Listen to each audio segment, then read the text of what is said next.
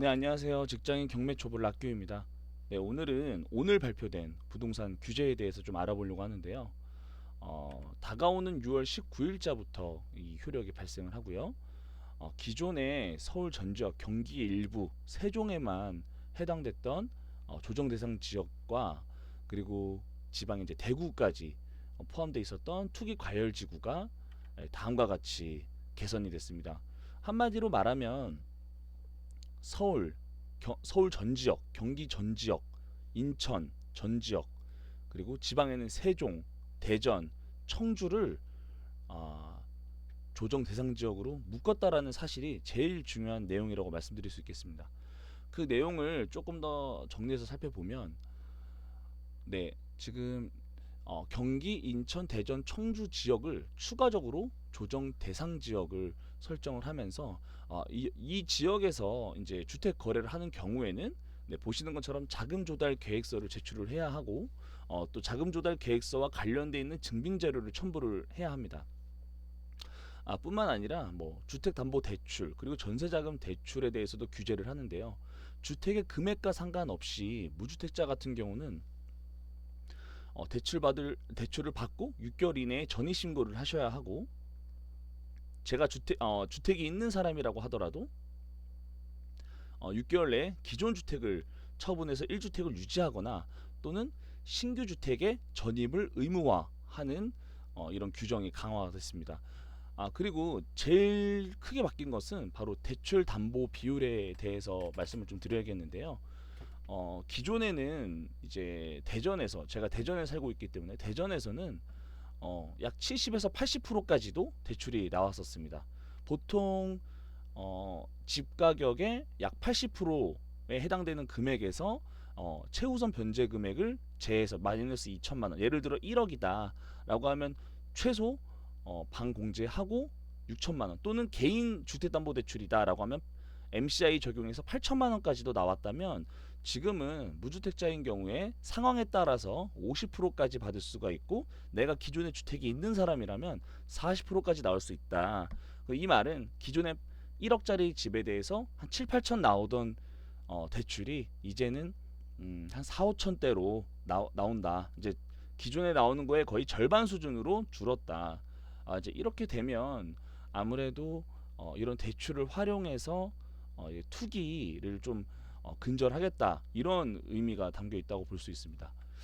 그 외에 사실 이 전 내용이 저한테 가장 와닿는 내용이었고, 그 외에 좀 눈여겨 살펴볼 내용은, 네, 이제 재건축을 할 때, 정비 사업 재건축을 할 때 이 안전 진단에 대한 절차를 좀 강화를 시키고, 이 재건축을 해서 조합원에게 분양권을 줄 때 이 해당 주택에 2년 정도 거주를 해야 이 분양권을 받을 수 있는 조건에 맞다라고 또 내용이 바뀌었습니다.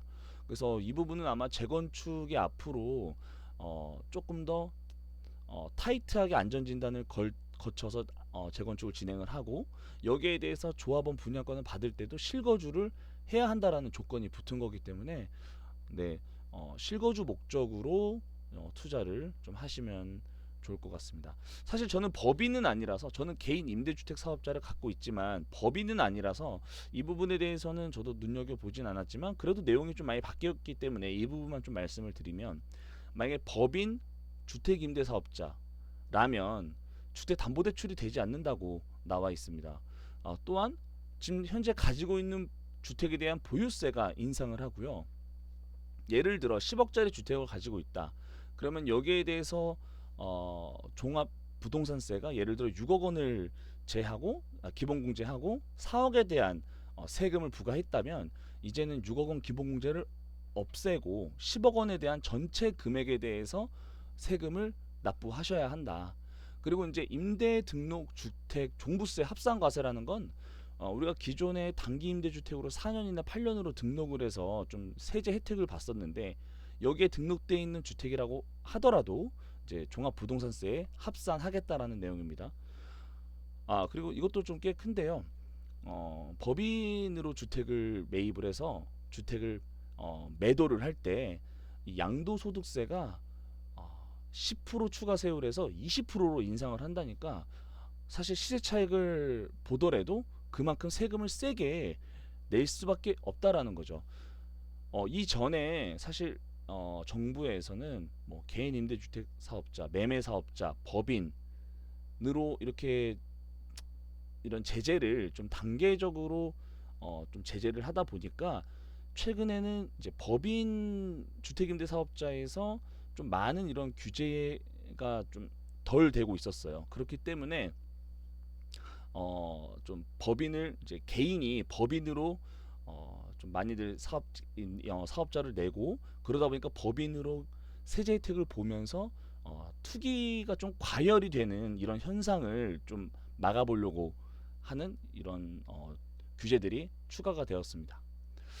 자, 그러면 이게 지금 당장 저희가 하고 있는 내용들을 가장 이렇게 눈여겨 보실 내용들은 이전에 말씀드린 것처럼 이제 지역에 추가가 됐고 법인으로 이제는 더 이상 세제 혜택을 볼 수가 없다라는 내용을 말씀을 드렸는데요. 일단 대전 지역이 아무래도 최근 1년, 2년 사이에 굉장히 핫했습니다. 지금 제가 지난 올해 초에 물건들을 한번 낙찰된 결과를 봤는데요. 보시는 것처럼 아파트는 사실 입찰을 하기에도 엄두가 나지 않았습니다. 보시는 것처럼 낙찰률을 보시면 기본 100%가 넘어요. 그러니까 이게 2019년도 이 감정평가했을 당시와 현재 입찰했을 당시와 이 갭은 보시는 것처럼 가장 위에 물건은 거의 뭐 8천만 원 가까이 차이가 나고 아래를 보시면 네 4억 6천짜리도 5억 6천에 낙찰해 가시는 분들이 있으셨어요. 물론 대전 세종이지만 대전 세종 모두가 아파트가 좀 핫했었는데 낙찰된 내용을 좀 보니까 사실 37명씩 들어오기 때문에 뭘 어떻게 할 수가 없었습니다. 너무 과열이 됐다라고 판단을 한 거죠. 네, 다른 물건을 봐도 30명씩 122%, 22명씩 121%. 이렇게 좀 과열이 되다 보니까 이런 조정 지역이 대전에 좀 포함이 된 게 아닌가라고 저는 생각이 들고요. 사실 그동안 우리는 레버리지 효과라는 걸 조금 득을 보고 있었습니다. 그 레버리지 효과가 뭔가라고 이런 내용을 좀 살펴보면 금융기관으로부터 자본을 빌려서 최대한 이익을 극대화시키는 이런 지렛대 효과라고 말할 수 있는데요.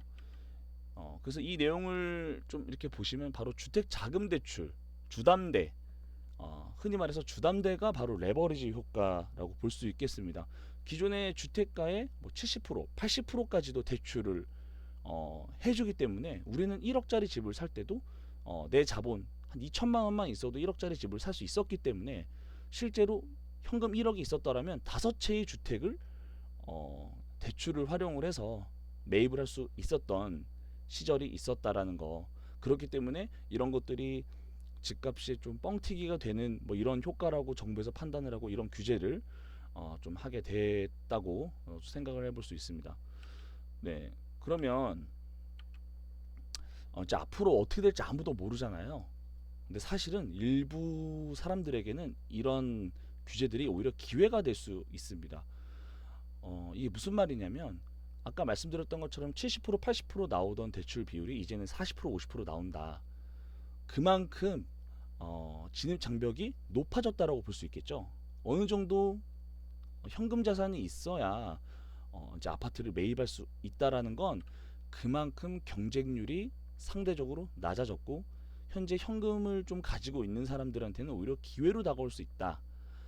그럼 그 말은 이제 앞으로 현재 좀 뭐 고가의 주택인데 좀 저평가된 집 같은 경우에도 30명, 40명씩 경쟁을 할 게 아니라 뭐 5명, 6명 훨씬 더 수월한 경쟁률로 또 한편으로 생각하면 기회가 될 수 있겠다라는 생각을 좀 잠깐 해봤어요.